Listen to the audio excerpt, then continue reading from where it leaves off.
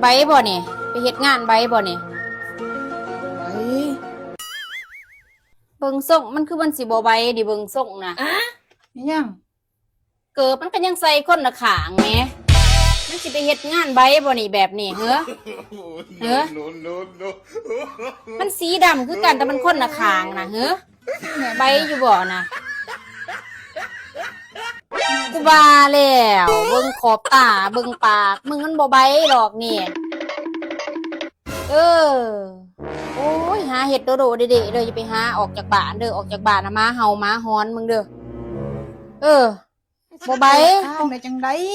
คือใส่ได้เนาะ บ่ต้องไปเห็นบ่ใบหรอกนะเบิ่งส่งน่ะ พอดีเลยเนี่ย มันก็พอดีหั่นแหละแต่ว่ามันคนละข้าง คนละข้างจังได้เนี่ยเบิ่ง โอ้ยโอ้ย พอดีเลยเนี่ย งอแห้งเด้กูบัดนี้เนี่ยโอ้ยเนาะมันไปของมันเซยปวด